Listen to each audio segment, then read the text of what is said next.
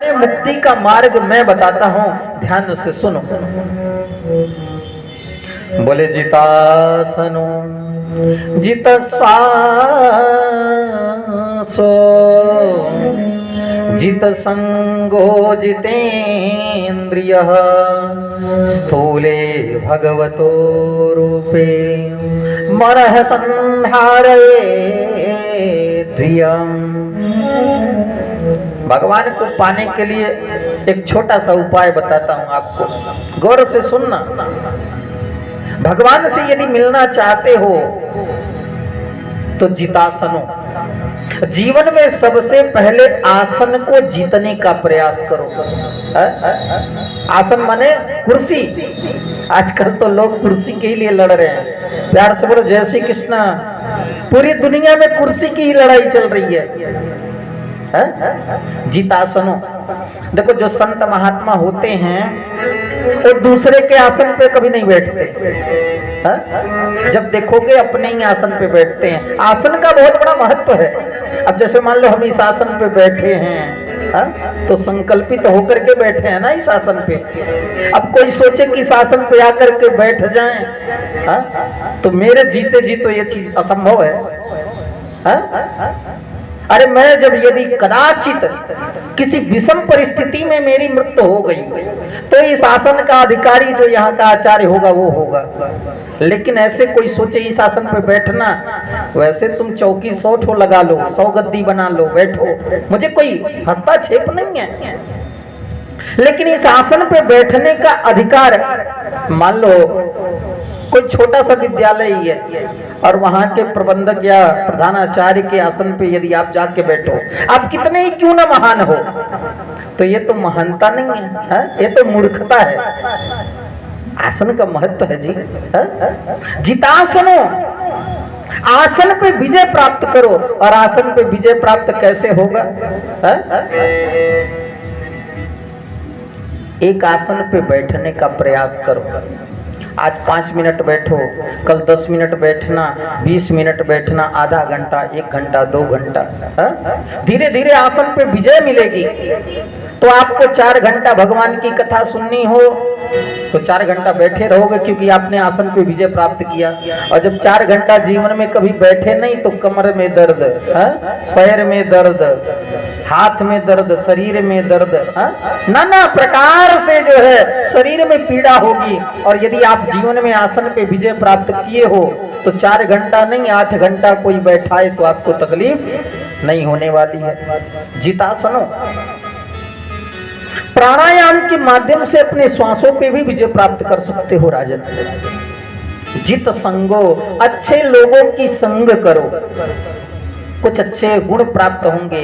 क्योंकि संसर्ग दो सगुणा भवंती, संगति के अनुसार जीव को दोष और गुण की प्राप्ति होती है। स्थूलो, यदि 3 चीजों पे विजय प्राप्त हुआ तो स्थूले भगवतो रूपे मनः संधारयेद्रिय, भगवान के सूक्ष्म रूप को, स्थूल रूप को अपने हृदय में अवलोकन करो और धीरे धीरे करके भगवान को प्राप्त कर लोगे। प्यार से बोलो जय श्री कृष्ण।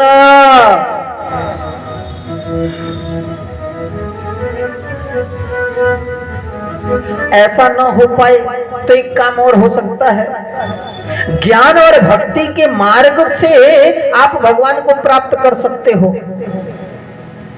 यदि वो भी ना हो पाए, बोले वैराग्य ले लो, जा करके वन में भजन करना। वैसे सही तो यह है कि बने पि दोषा प्रभवंति रागिण गृहेपि पंचेन्द्रिय निग्रहस्तपः। वन में जाकर के भी कोई जरूरी नहीं है आपको भगवान मिल ही जाएंगे। हाथी का तो जन्म ही जंगल में होता है, व्याघ्र का तो जन्म ही जंगल में ही होता है, क्यों नहीं भगवान को प्राप्त कर सकता? अरे जंगल में जाने के बाद भी यदि मन घर में लगा हो तो जंगल जाने का कोई मतलब नहीं निकला। बने पे दोषा प्रभवंति रागिण, यदि संसार की वृत्तियां, आपकी मानसिकता बदली नहीं तो वन में जाने से भगवान नहीं मिलेंगे। उससे अच्छा तो यही है कि गृहेपि पंचेंद्रिय निग्रह तपः, घर में रह करके, परिवार में रह करके भगवान का भजन किया जाए, ईश्वर की प्राप्ति की जाए, यह सर्वश्रेष्ठ साधन है।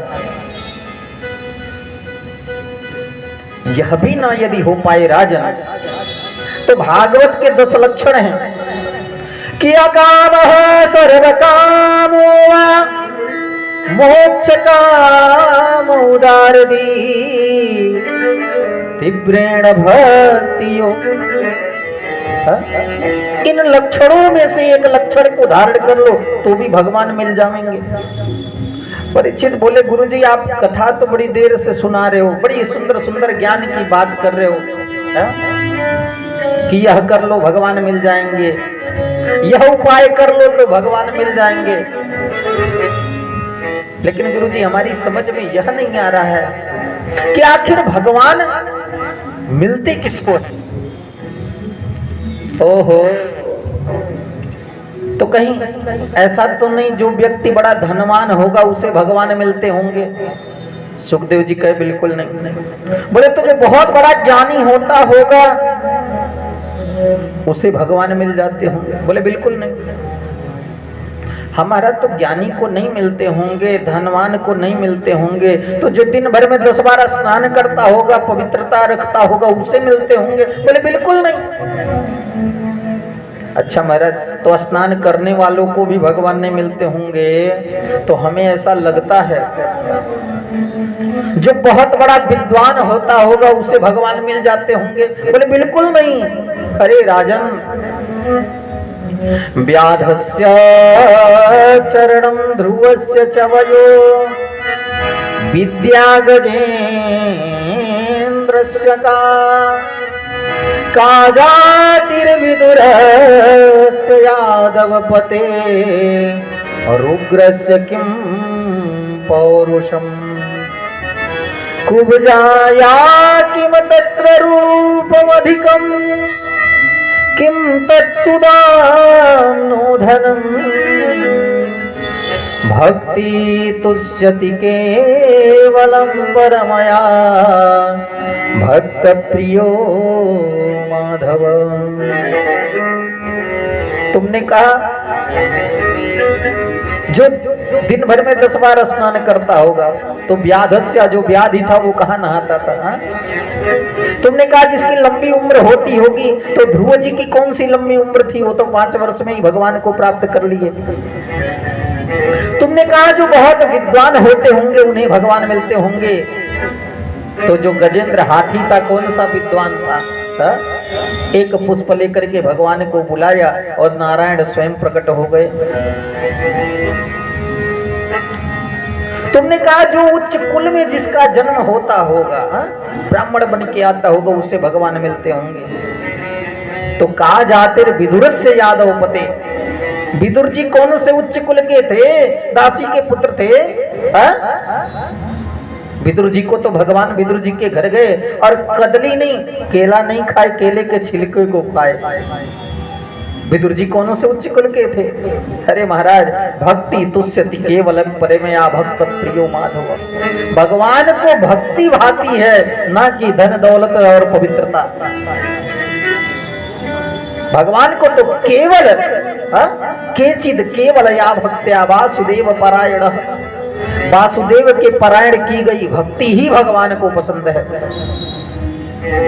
परीक्षित बोले, विदुर जी के यहाँ कदली का छिलका? अरे भगवान, हे गुरुदेव, विदुर जी तो कौरवों के यहाँ महामंत्री थे और एक महामंत्री पद पे होने के बावजूद भी भगवान को कदली के छिलके को खिलाए। मेरी कुछ समझ में नहीं आया, कृपा करके यह बताएं कि आखिर ऐसा क्यों हुआ? आप लोग सो रहे हैं, प्यार से बोलो जय श्री कृष्ण। थोड़ा भजन ही कर लो। सोने से तो अच्छा है कि थोड़ा सा आप भजन करो, बड़े भाव से गाओ।